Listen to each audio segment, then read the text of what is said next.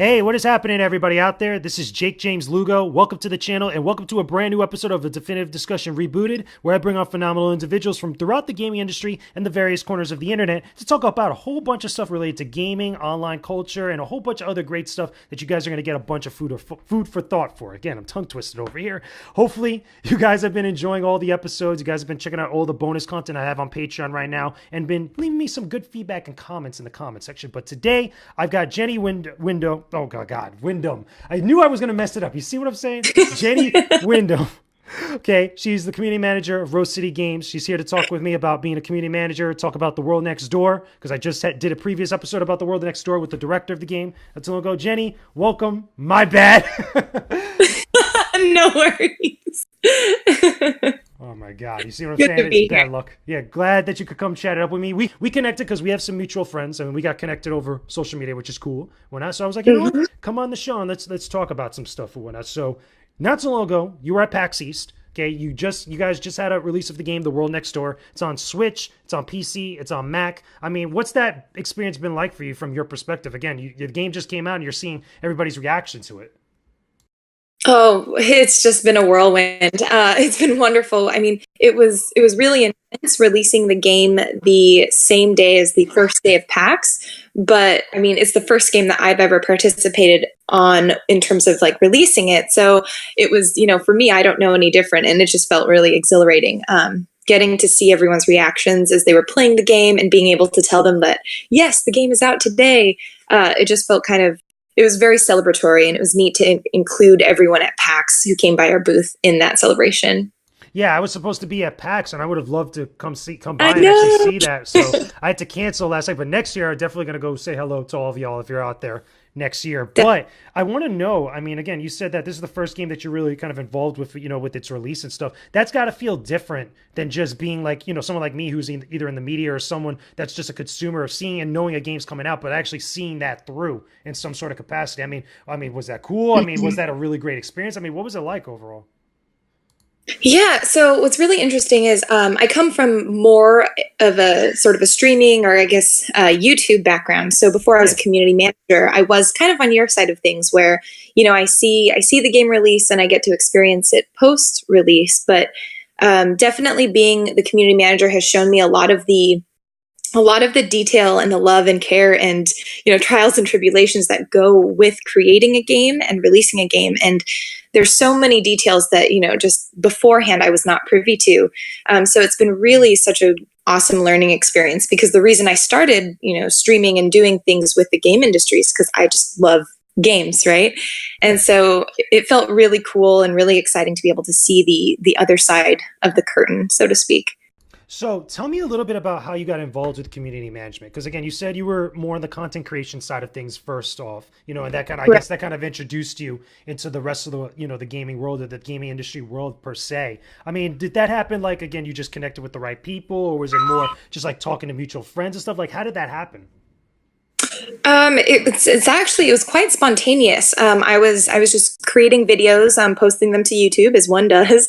And there was one day where I got an email from the founder of a company, and he was like, "Hey, I'm looking for someone just for contract work to help create videos for our company. And, I've been really impressed with the work you do as just as a solo YouTuber." And so it really was just this really spontaneous thing.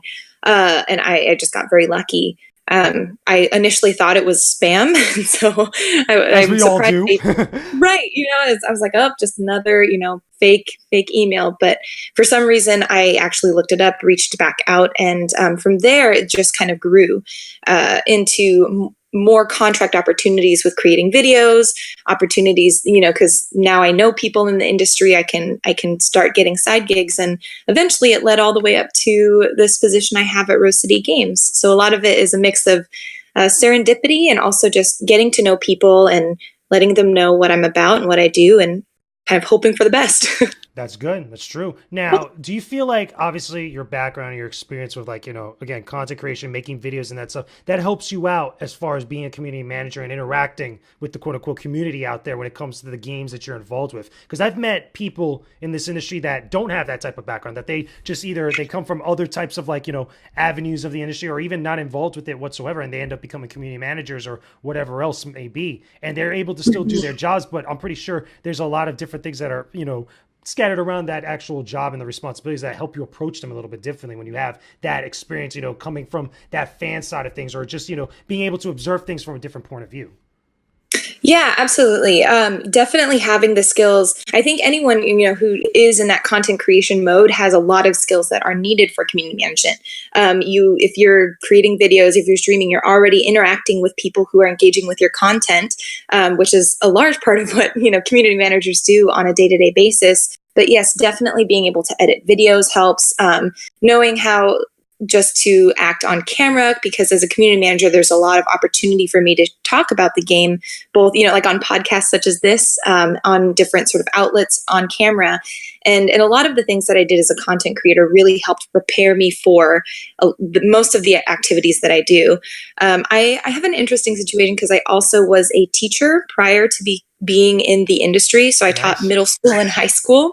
And a lot of that sort of classroom management and interacting with students really helped inform, I think, a lot of the additional techniques and sort of the personal, the personal sort of behavioral traits that I have in terms of interacting with people online. Because again, a lot of times online, it can be very, very much like a middle school classroom. I feel you on this. It's even worse. It could be like kindergarten. You know how social media is. Social media is part of the job. You know what's up. So, yeah. I mean, let me ask you this then, because again, I'm curious about this. Again, coming from that background, what is it like then for you when it comes to interacting with other content creators? Like, again, when it's like working with other content creators, to have your games covered or to cover specific games or to get out, whatever message or whatever info you need to get out. For example, about the world next door, when you want to reach out to certain content creators and stuff, what's that like for you? Because I hear various different things from different people when it comes to doing that type of stuff. Again, they have all different types of backgrounds and such, but being able to, again, coming from that content creation background, does it make it a little bit better or easier for you to talk to a lot of other content creators that are probably doing something that you did a long time ago? Yeah, it definitely, I think what's really helpful is that it's allowed me to understand both sides of the coin. So as a content creator, I understand like what I tend to gravitate toward and like what tends to work when I see emails from studios or from developers. And that's helped me, kind of craft my messaging when I personally reach out to creators. It helps me know what they're looking for, whether it's just in a review key request or if we're looking for perhaps a sponsored stream. Definitely knowing both sides of it, the creator and sort of the developer side, has been really helpful. It's also been really interesting because now, since I do know the other side, I'm able to tell my content creator friends like, hey, I feel like a lot of community managers, we joke, like, put your emails somewhere where we can find all the time. I hear it all the freaking time. And it's so true, though. Yeah. And I didn't realize it until I was on the other end trying to find my friends' emails who I know, I can find them on Twitter, I can DM them, but just little things like that I'm now more privy to. And I've been trying to also communicate to content creators that I interact with, like, hey, if you want to, whether it's our game or someone else's game, these are things that you can do to help yourself be seen by publishers and by developers for the games that you'd like to show your audience. I agree. Now, being able to reach out to these different people, do you find that a little bit easier to get in touch with people now when it comes to stuff like that, whether it's bigger or smaller content creators, or is it, again, like very indifferent and on like a case by case basis?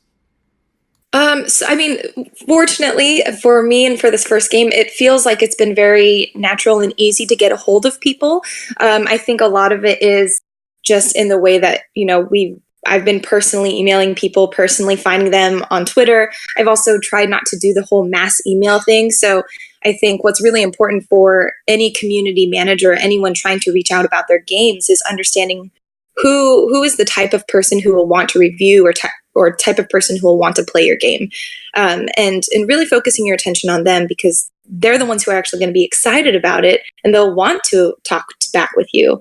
And I think we've done a pretty good job as a studio in finding the people who want to play the game. I think you guys have been very open about reaching to a lot of people, because again, you guys reach out to me, and I saw you reach out to a couple mutual friends of mine, but just trying to get word out about reviewing or playing the game, even just streaming the game, which I thought was very cool. I feel like more places or publishers or different companies need to do that a little bit easier, because there are a lot out there, and granted, you're never going to reach everybody, you're never going to get connected with everybody, but Right. there's a ton that definitely want to be able to talk about games and stuff, which I think is cool. One other thing I do want to know, because I think is a great spin-off of that, what about the reception to the games? Like, for example, with The World Next Door, obviously, again, it came out not too long ago. The reviews came out, and I'm pretty sure there's different impressions about it that have been coming out from different like YouTubers, streamers, and stuff. What is that like for you? Whether it's the positive or the negative reactions. I mean, how do you usually kind of deal with that or approach all that?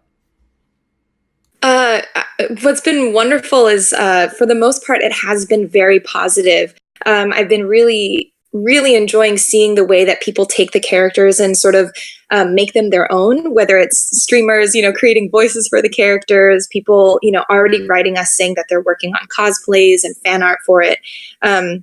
So more than anything, it's just been really just like fulfilling and heartwarming to see other people being able to enjoy this world and these people, the Emrans, as much as we all have been able to enjoy them this whole time while creating them.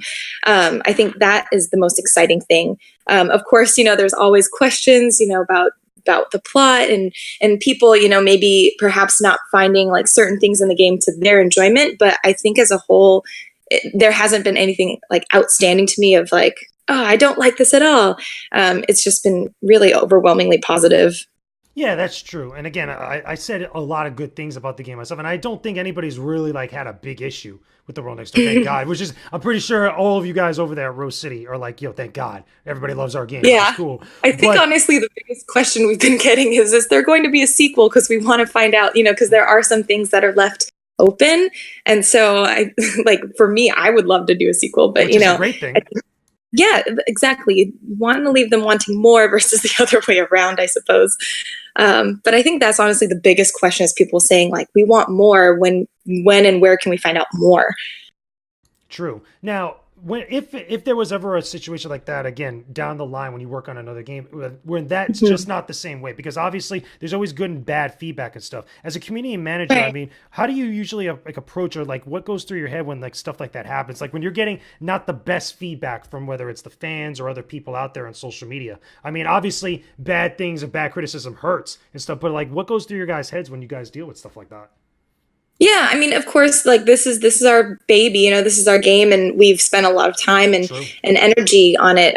So any kind of negative feedback definitely does like twinge a little bit, but I think especially just knowing the internet and knowing the context of that feedback is really important, because if it's coming from a person who's writing a comment that is thought out and they've like clearly played the game, they've thought about it, they're coming from a place of like genuinely providing feedback and wanting to make it better.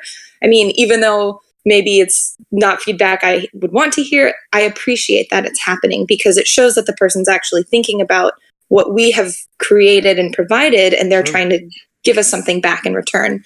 And then of course there are comments that are just, you can tell The that bad they've ones. not spent time considering the game, the creators, or even played the game, and those ones, you just kind of learn how to take some comments with a grain of salt, and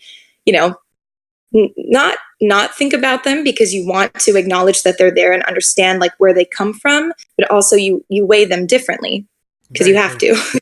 Very true. The reason why I ask is I'm always so curious about that. Again, I can only go by my perspective, again, as someone that's in the media or just a content creator. And on the outside looking in, I'm pretty sure, like, obviously it's a different perspective, it's a different mindset. Like when you're seeing that, when you're actually involved with the game in some way, and whether it's good or bad and stuff, and for better or worse. So let me ask you this then, and this would be another cool way to cap this off. I mean, what is the best part now that you're a community manager over there at Rose City Games, and you've experienced both sides of the equation when it comes to games like that? I mean, what is the best aspect for you personally, like being involved now in this industry with all this type of stuff? Oh gosh, that's a tough one. Honestly, just being really excited to come to work every day. That's good. I absolutely love what I do. I'm really passionate just about indie games as a whole and where I see this industry going, and like not just with Rose City Games, but other developers that I've had the opportunity to meet and get to know. And so, being a part of the team that's in this movement of just amazing indie games is just it's exciting. And so I think just the fact that I get to wake up and video games are my life, I think that's the coolest part. I think is very much great, especially if you're happy to go to work every morning. I think that's really a win or W from both Spark, Right. which is always cool. But Jenny, thank you so much for chatting it up with me on this episode of the show. We're going to talk a little bit more on EX Mode, my Patreon exclusive guys, so we could get into a little bit much more discussion here, just exclusively for all of you guys that are supporting on Patreon. Make sure you guys check out the links down below in the comments section. Not in the comments, in the description of the actual video. Don't forget to leave a like on this video, subscribe to the channel, leave me a comment down below with your guys' thoughts and your feedback and stuff. Jenny, where can everybody find you right now? You're on the socials, because I know you're on Twitter, but where else are you at? Yeah, so folks can find me on Twitter at Kimchica25. I'm also on Instagram at Jenny Windom, and I think that's pretty much what I use. And if people want to find out about the world next door, that's at theworldnextdoor.com. Nice. I saw you posted pictures from PAX, and I saw some of the screenshots and stuff of the game, so everybody can find stuff on there on your social media, which I think is pretty cool. Go send her some owl hugs when you guys can. Check out all that stuff. There'll be links in the description box down below. But Jenny, thank you again for chatting up with me. Guys, make sure you check out all the stuff down below in the description box, and we will talk to all of you guys again very soon. Peace out, and stay epic, everybody.